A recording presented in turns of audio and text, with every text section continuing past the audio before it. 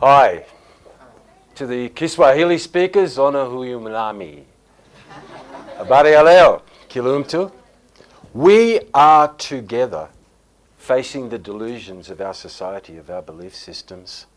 You are the cleverest people in the world. Such beautiful people sit before me today because you came here to expand, to ask yourselves better questions than you did yesterday.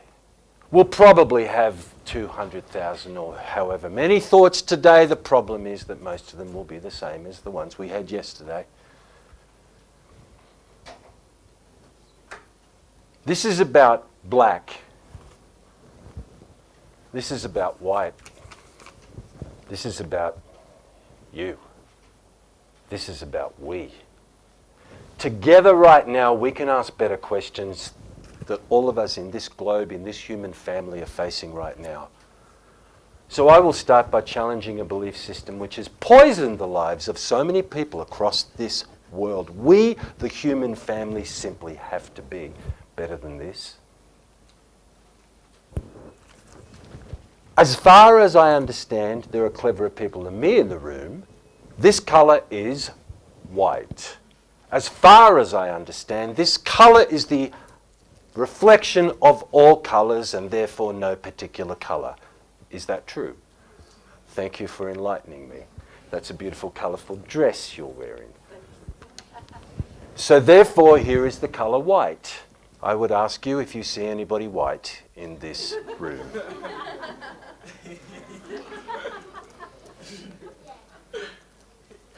I heard my daughter just squeak a yes.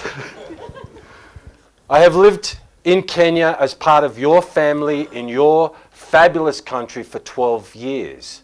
I look around among so many hues of melanin and whatever labels we want to put on each other.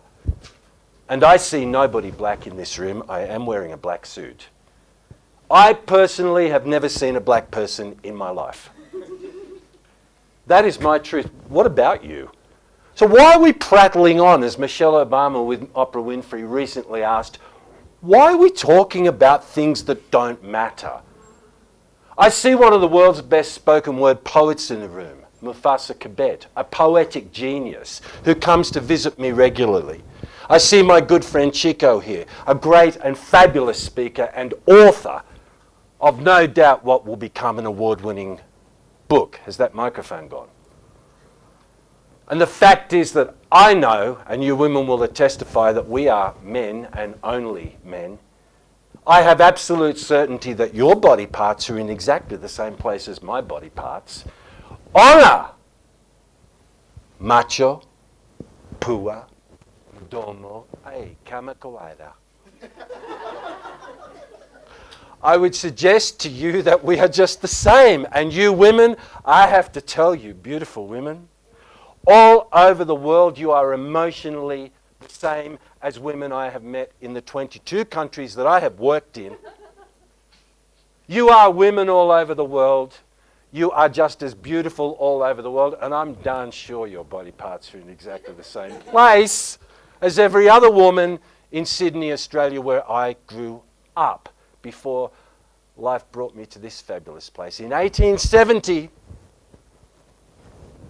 10% of Africa was under so-called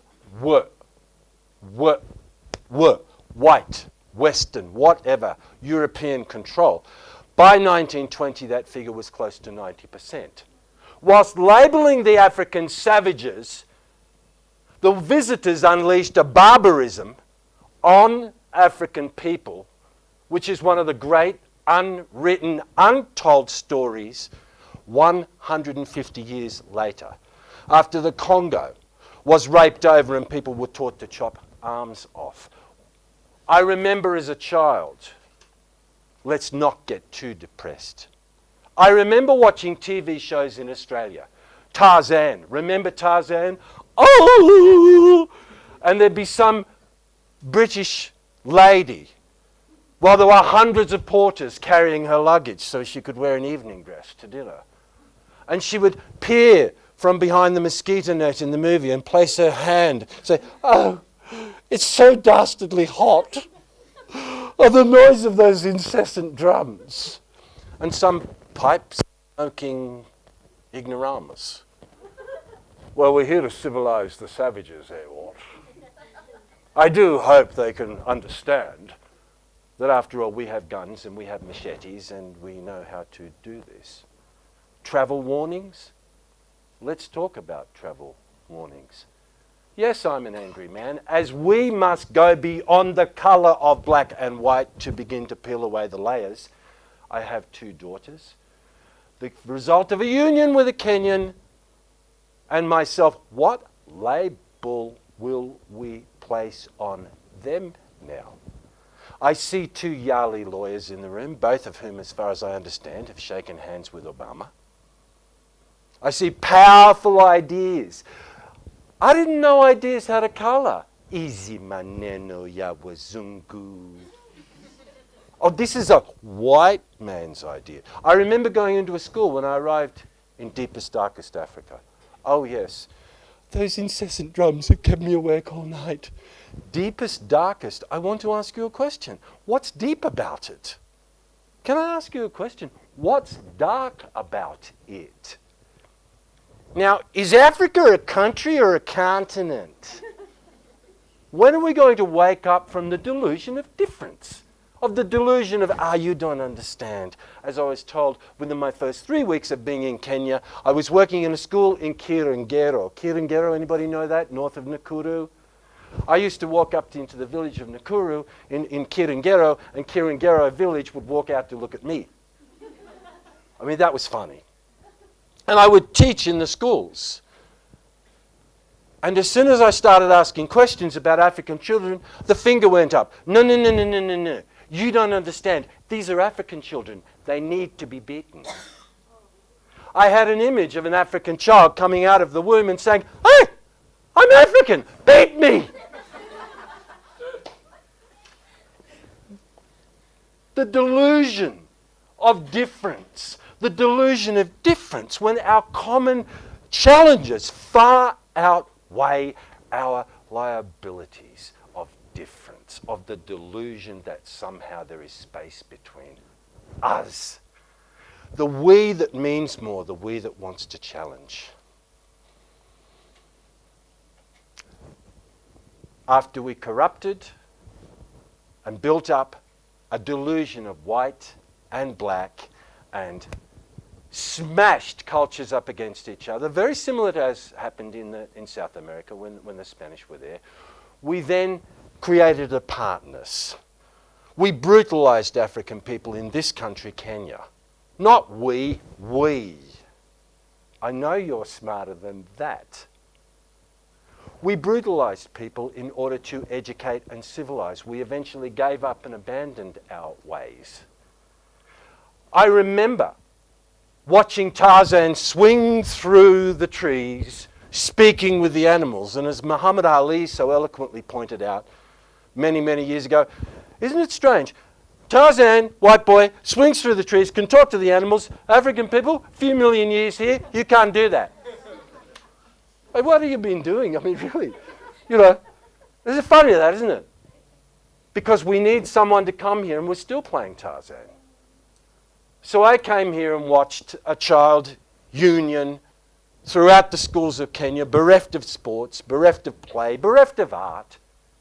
So I decided to pitch in and do my little bit and started a sports organisation. And like other great entrepreneurs like Chico in this room and Mufasa there and so many others whose names I don't know and the fabulous speakers you've heard today, I started to have a go, as we say in Australia. I just started to do something that might make a difference to other people. The delusion of me could take a back seat in our lives against the delusion of we could take the front seat, the we. The trouble with our thinking is that so many of the thoughts today will be about me. This is what this old man has learned in his life. When I'm suffering, I'm thinking about me. When I start thinking about you, well, that goes away. Who can I be of service to today? Who can I help? Who can I assist? So I started a sports organisation. And there was lots of, this is not going to work, and this is not new, and this sort of typical entrepreneur thing that I'm sure you guys all know. And you just keep doing it because you love it and you want to make a difference with your lives, like so many people have come here to make a difference in our lives today, the we that's smart enough to get over it, the we that wants to move forward, that we're not special, that we're not different. I was watching a talk show in America once, I couldn't believe it. You know those talk shows that thrive on the negativity of others? I got to tell you, it was so offensive. And there was this guy on this TV talk show, and he said, well, everybody knows black people are stupid. And I thought to myself, like stupid like Chico, stupid like Nelson Mandela, stupid like maybe Obama, stupid like Oprah Winfrey, maybe stupid like Mahatma Gandhi. What is this delusion of difference? That we can somehow confuse development issues with race-based issues that don't exist. We can't solve a problem until we can be honest with each other and let it go, man, let it go. I dream of a world that has listened to Nelson Mandela, and that me, in my remaining years, and my beautiful children can be judged according to the colour of their hearts. Because a heart doesn't have a colour and neither does an idea. Here comes an idea. Oh, it's a white man's idea. Oh, it's a black man's idea. Or, poa, wasichana kabisa. It's a woman's idea. Hey, how smart are women? Wake up. Way smarter than the men are ever going to be at about 100 things. And I applaud you for that. You've taught me so much. You've taught me so much. And I thank you very, very much for that. So I came here and I began to learn. And I removed the prejudice of Tarzan is here to help. I began to infiltrate and listen and learn about the incredible and astonishing beauty of African culture. Hey, you're late. I don't care, you got here. Welcome to my home. You know, you turn up to my house, Chico, with a few people extra that I wasn't, you know what they're doing in the West? Did you know he was bringing other people? What are we going to do now? We'll never find beds. Now we've got something to worry about. Did you know the phone network went down in Sydney once for an hour? Oh, there was chaos in the city and the newspapers the next day. Did you know that we got Safaricom to all my friends in Sydney and the rest of the world? While you're thinking Africa's still stuck in the deep darkest, we've got a phone system where we can move money around way quicker than you can. Did you know that this country is one of the 3 to 5 nations in Africa that is growing faster than your cities and your countries have done in the last 10 years? Did you know that I have been privileged to see the experience of massive growth in this powerful, amazing city of Nairobi, surrounded by incredibly powerful young generation of people making a difference? And Sydney ain't growing as quick as that, and neither is New York. Neither is London, neither is Europe. And while we talk with this supercilious sense of superiority from the West, and we arrive in our business class travel because I'm here to help the poor. And we did a fundraising, you know, to find champagne. I don't know about you, I never see any poor people at the fundraisers. The champagne, I say, how are you? Let's get a selfie with somebody famous. But what's that got to do with you? What's that got to do with us? What's that got to do with making a difference?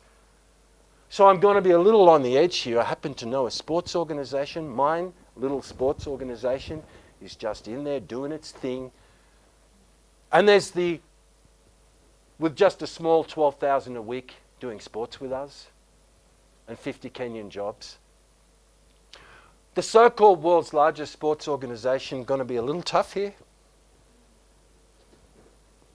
Has high-paid offices in Zurich and London, and they travel business class to yet another capacity building workshop in some cool place like Paris.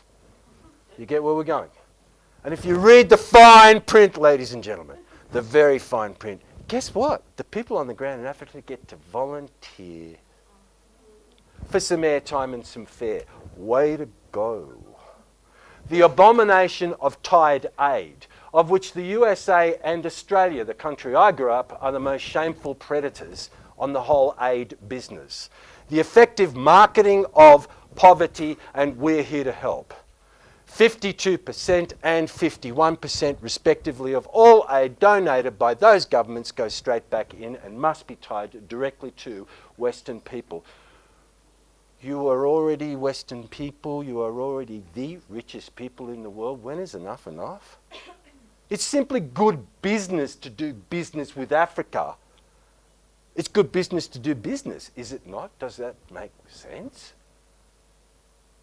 Whilst people here on $120 a month are paying taxes to pay back money that we borrowed. This is madness. Mother Teresa in the Nobel Peace Acceptance got off the plane, walked down and showed us what it really is all about when she said, excuse me, what did you say? There's an acceptance party with a big meal? Do me a favour, cancel the banquet. Oh no, you don't understand. All the world's leaders are going to be there and it's really important. All these important people are going to be there. She said, do me a favour, cancel the banquet. Tell the truth. Tell the truth about what it means to reach out to another human being without prejudice, without the delusion of, I'm helping you. Drop that ego. What service can we as a collective, past race, religion, barrier, want to know what we've got to teach the world here in this incredibly great country? We can teach the world that you don't need plastic bags. We don't muck around. We just do it. Hey, Western people, you can catch up anytime you like. We can also teach you that Islam and Christianity have survived together and worked together and coexisted together for 450 years right here, and there is hardly any issue. What's wrong with you? Want to come to Kenya? Maybe we'll show you how to live. And when you do arrive at my home, Shiko, with 6 people, guess what? I don't care, because Ndani Roho Yangu, inside my heart, I'm an African, and I'm so happy that you guys have taught me what true hospitality without judgment, you know, and we always find a bed. And we do write incredible books. And sometimes we get people standing up saying, oh, do Africans read? Is there anyone in Africa? Do you actually? Oh. I've got no doubt that Chico's amazing book will be an award winner all over Africa. And I'm sure that some lamis like me are going to read that book. I sure am. I'm sure that you're here to make a difference. I'm here to make a difference. What about you? Beyond white, black, what about you? At what point can we really be bigger than me? Tuko pamoja. That was a terrible accent. But we are together, aren't we? Thank you very much.